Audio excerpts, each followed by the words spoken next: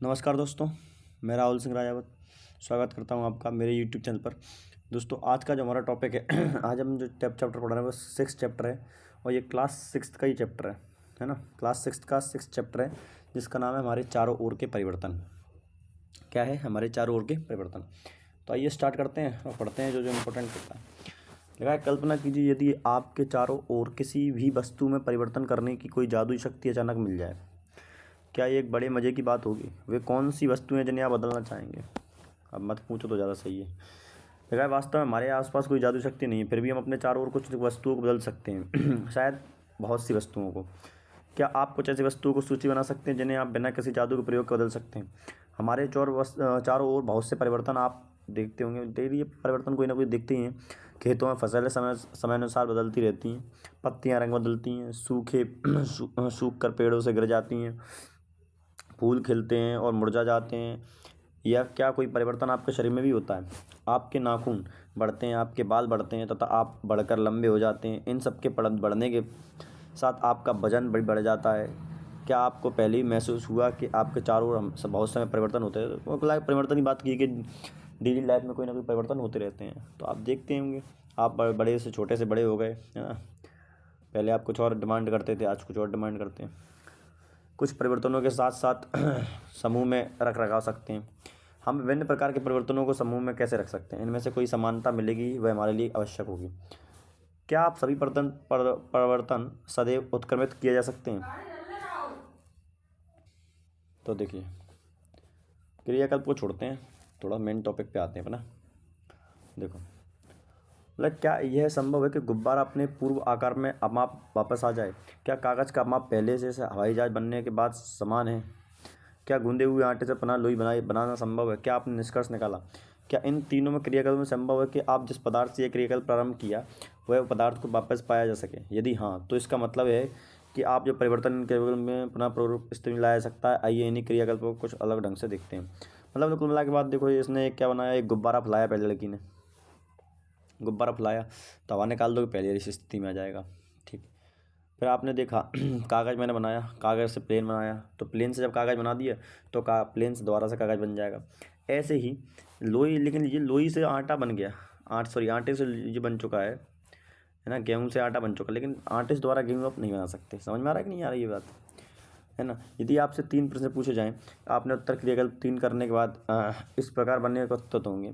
हम देखते हैं कि जो परिवर्तन क्रियाकल्प 4, 5, 6 में हुए हैं उनको वापस नहीं किया जा सकता। मतलब कुल मिला के वो जो 4 परिवर्तन हैं, जैसा ये आटा गूंदना, एरोप्लेन काट कर अलग कर देना और है ना, और ये रोटी बना देना, ये ऐसे परिवर्तन हैं इनको दोबारा वापस नहीं ला सकते। अब आप पेंसिल और रबड़ का उपयोग करते हैं, इनके बार बार उपयोग करने के से इनके आकार व अमाप परिवर्तन हो जाते हैं। क्या इस परिवर्तन को उलट सकते हैं? बिल्कुल नहीं उलट सकते यार। एक बार पेंसिल छिल गई तो दोबारा उसको नहीं बना सकते।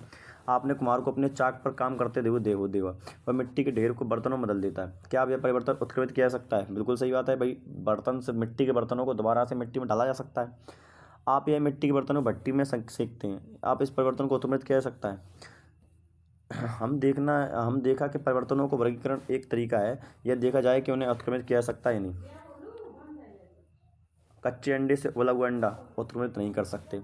गाढ़े घोल से इडली नहीं किया जा सकता उत्क्रमित। गीले कपड़े से सूखे कपड़े किए जा सकते हैं।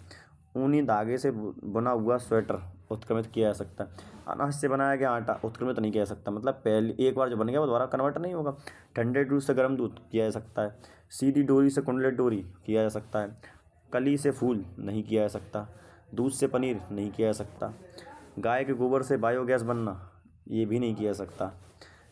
खींचे रबड़ बैंड से सामान्य रासायन ये हो सकता है, दोबारा से बन जाएगी। जमी हुई आइसक्रीम से पिघली हुई आइसक्रीम ये भी हो सकता है। तो ये सारे हो सकते हैं, बाकी के नहीं हो पाएंगे।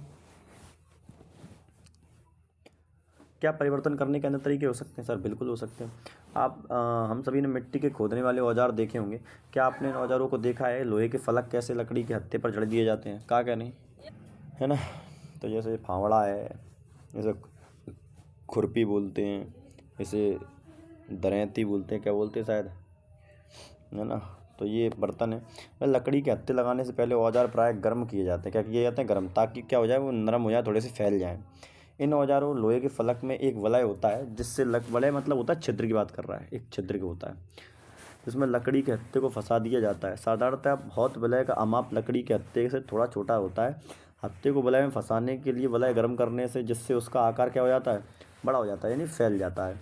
अब हत्था आसानी से इसमें जड़ जाता है। जब वलय ठंडा होता है तो दोबारा सिकुड़ जाता है, जिससे क्या हो जाता है, वो जकड़ जाता है उसमें, ये हत्थे पर कस जाता है। इसी प्रकार परिवर्तन का उपयोग बैलगाड़ी की लकड़ी पहिए लोहे के ग्रिम को कसने के लिए भी किया जाता है, जैसा कि चित्र 6.7 में आपने दर्शाया गया होगा। धातु के रिम को लकड़ी के पहिए के घेरे थोड़ा सा छोटा बनाते हैं, गर्म करने पर ये रिम पर चढ़ जाए। आपने देखा होगा यार, जो रिम होती है, जो बैलगाड़ी चलाई जाती है, थोड़ी छोटी रखी जाती है। क्यों? पहले जब गर्म करेंगे तो ये फैल जाएगी, तो फैल जाएगी, इसके ऊपर जाएगी, लेकिन जैसे ये ठंडी होगी तो ये सिकुड़ेगी। ठंडे होने पर क्या होगी, ये सिकुड़ेगी, तो इसमें अच्छे से ये क्या हो जाती है, जड़ जाती है। क्या हो जाती है भाई? जड़ जाती है। इतनी बात समझ में आ रही है सर? बिल्कुल सही बात है। अब पहिए को किनारों ऊपर ठंडा पानी डालते हैं, जिससे रिम ठंडी हो जाती है तथा पहिए के ऊपर कस जाती है। जब हम जल को बर्तन में गर्म करते हैं तो कुछ समय बाद उबलना शुरू हो जाता है। अगर हमेशा लगातार गर्म करते हो तो जल की मात्रा बर्तन में घटना शुरू हो जाती है। बिल्कुल सही बात है, क्योंकि पानी क्या होता है, भाप बन के उड़ जाता है। पापी क्या होता है, भाप बन के उड़ जाता है। जल वाष्प में परिवर्तन हो रहा है। अध्याय 5 के क्रियाकलाप में 7 में आपने देखा कि जल वाष्प ठंडा करने पर द्रव के जल में परिवर्तित हो जाता है। क्या हो जाता है कि द्रव जो है जल में परिवर्तन हो जाता है। हम सभी ने बर्फ़ को पिघलते हुए देखा है। गर्म करने पर बर्फ़ पिघलती है, यह किस में बदल जाती है। क्या अब इस जल को वापस बर्फ़ में बदल सकते हैं? सब बिल्कुल बदल सकते हैं, है ना। बूझों ने प्राय देखा कि सड़क बनाने वाले सड़क की मरम्मत करने के लिए एक काले रंग का पदार्थ, यानी टार जैसे बोलते हैं, गर्म पर करते हैं। बूझो जानना चाहता है कि काले पदार्थ को गर्म करने पर यह परिवर्तन क्या उत्क्रमित किया जा सकता है। जो गर्म करने पर क्या होता है, वो फैल जाता है, और जैसे वो जब गर्म रहता है तो फैलता रहता है, और जैसे सूखता जाता है तो वो क्या हो जाता है, वहाँ पर चिपक जाता है, उससे रूट से क्या होता है, चिपक जाता है, जिससे जो अपन गिट्टी वगैरह डालते हैं तो वो अच्छे से चिपक जाए। अब देखिए, क्रियाकल्प छोड़ते हैं, मोमबत्ती की बात कर रहा है। क्या आप मोमबत्ती की लंबाई में परिवर्तन उत्क्रमित किया जा सकता है? सर बिल्कुल। जब मोमबत्ती जलती है तो उसका मोम घटता है। मोम घटने से क्या होगा कि उसकी जो मोम पिघल जाएगी, मोम क्या होगी, पिघलेगी, तो उसकी लंबाई जो होगी घट जाएगी। यदि हम कुछ मोम बर्तन में लें और गर्म करें तो क्या परिवर्तन उत्क्रमित किया जा सकता है? मोम लेंगे, मोम को गर्म करेंगे तो मोम क्या हो जाएगी, मोम पानी की लिक्विड फॉर्म में आ जाएगी कि नहीं आ जाएगी दोस्त। क्रियाकल्प में धूप बत्ती को में से दोहराएं। जब तक यह पूरी तरह जले प्रतीक्षा करें। धूप बत्ती में क्या परिवर्तन दिखाई देगा? धूप बत्ती जलने पर कुछ नए पदार्थ बनाती है। ये कुछ रख रखाव गैस के रूप में इन गैसों को देखा तो नहीं सकते, परंतु उनकी मन भावना सुगंध के कारण उन्हें महसूस कर सकते हैं। क्या आप इस परिवर्तन को उत्क्रमित किया जा सकता है? सब बिल्कुल नहीं कर सकते। धूप बत्ती अगर जल गई तो उसके द्वारा उत्क्रमित नहीं किया जा सकता। इसी प्रकार माचिस की तीली में परिवर्तन हुए जब मोमबत्ती जलाने में उपयोग किया गया। अभी तक हमने परिवर्तनों के नियम वस्तुतः आधार पदार्थ पर देखा। जब दो पदार्थ एक मिश्रण रूप में होते हैं तो बनने वाले परिवर्तन किस प्रकार होंगे? अध्याय 4 में हमने नमक को जल में घोला था। आपके अनुसार समय जल या नमक में कोई परिवर्तन हुआ? क्या इस परिवर्तन में उत्क्रमित करना संभव है? सर बिल्कुल संभव है, क्योंकि जल पानी में घोल दो और पानी को भाप बन के उड़ा दो तो नमक वहीं का वहीं मिल जाएगा, बिल्कुल पक्की बात है। अध्याय 5 में क्रियाकल्प में हमने नमक विलयन को गर्म करके नमक प्राप्त किया था, बिल्कुल सही बात है। इस प्रकार हम ये कह सकते हैं कि नमक को पानी में घोलने से परिवर्तन को उत्क्रमित किया जा सकता है, बिल्कुल सही बात है सर, है कि नहीं। पहेली ने पूछा कि क्या दही को जमाते हुए देखा है? गुनगुने गर्म दूध में दही की थोड़ी सी मात्रा मिलाई जाती है। दूध को हिलाकर कुछ घंटों के बाद गर्म कर स्थान पर आराम से रख देते हैं। कुछ ही घंटों में दूध और दही में परिवर्तित हो जाता है। क्या इस परिवर्तन को उत्क्रमित किया जा सकता है? सर इसको दोबारा उत्क्रमित नहीं किया जा सकता, मतलब दूध से बाद दही बन जाए तो उसको दोबारा उत्क्रमित नहीं किया जा सकता। हमने देखा है कि पदार्थों को गर्म करने पर किसी अन्य पदार्थों के साथ मिश्रित करके उनमें कुछ परिवर्तन लिए जा सकते हैं। हमने यह भी देखा है कि कुछ परिवर्तन उत्क्रमित किए जा सकते हैं, जबकि कुछ अन्य को उत्क्रमित नहीं किया जा सकता, यानी रिवर्सिबल और रिवर्सिबल, है ना। हमारे चारों ओर की वस्तुओं को परिवर्तित करने के लिए बहुत सी अन्य विधियाँ भी हो सकती हैं। यह संभव है कि इनमें कुछ ना कुछ उत्क्रमित किया जा सके। इस प्रकार हमारे चारों ओर परिवर्तनों में दो वर्गों में विभक्त किया जा सकता है। एक तो परिवर्तन जिन्हें हम उत्क्रमित नहीं किया जा सकता, दूसरा परिवर्तन कौन, जिन्हें उत्क्रमित ना किया जा सके। अपनी उच्च कक्षा में परिवर्तनों को करने की विधियों के बारे में तथा कुछ अन्य वर्गीकृत करने के बारे में आप विस्तार से अध्ययन करेंगे। धन्यवाद। ठीक है दोस्त, ये हमारा चैप्टर खत्म होता है। मिलेंगे अगली क्लास में।